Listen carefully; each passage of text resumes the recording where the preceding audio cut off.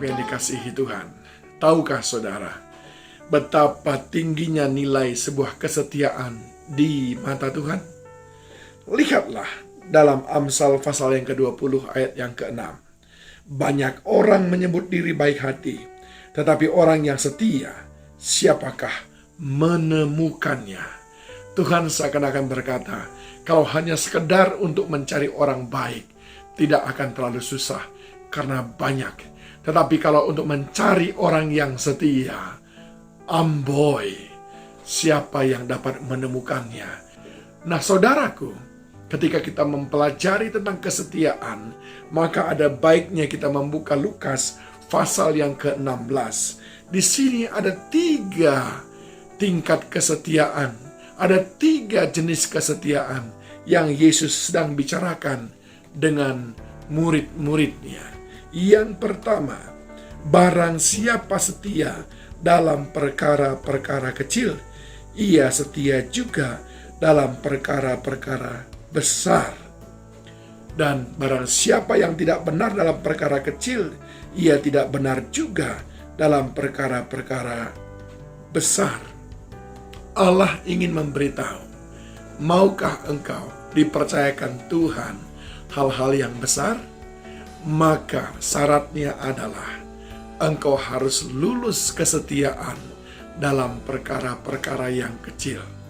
Tidak ada perkara yang besar yang dipercayakan kalau engkau tidak bisa membuktikan engkau lulus ujian kesetiaan dalam perkara yang kecil. Sering sekali kita remeh dalam perkara kecil. Kita berpikir itu sepele, padahal itu adalah alat uji yang Tuhan berikan kepada kita. Apakah kita layak diberikan kepercayaan yang lebih besar? Setia dalam perkara kecil, Tuhan beri perkara yang besar. Ujian kesetiaan yang kedua dikatakan demikian. Jadi jikalau kamu tidak setia dalam hal mamon yang tidak jujur, siapakah yang akan mempercayakan kepadamu harta yang sesungguhnya? Yang kedua, Allah mau berkata bahwa mamon adalah alat uji apakah kita layak menerima harta yang sesungguhnya, yaitu mendapat bagian dalam kerajaan surga.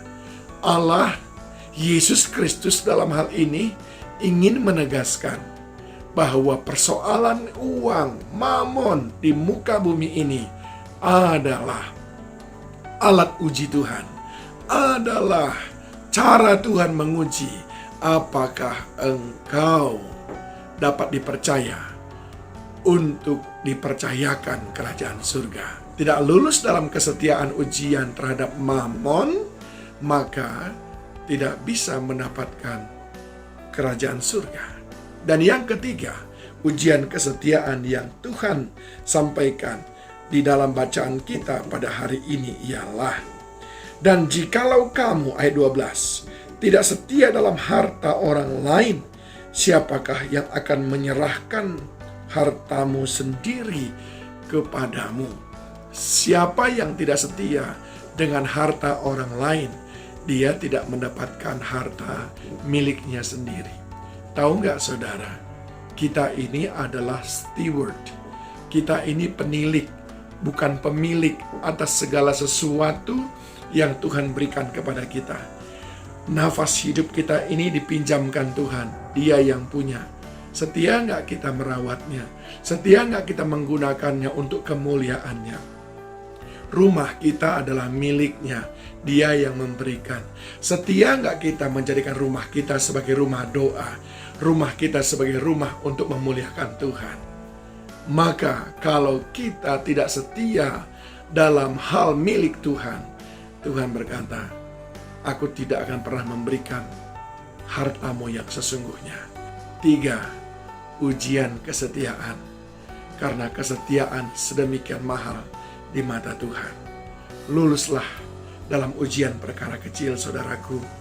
Jangan anggap remeh apapun yang Tuhan percayakan kepada kita. Yang kedua, Luluslah dalam ujian mamon, saudaraku.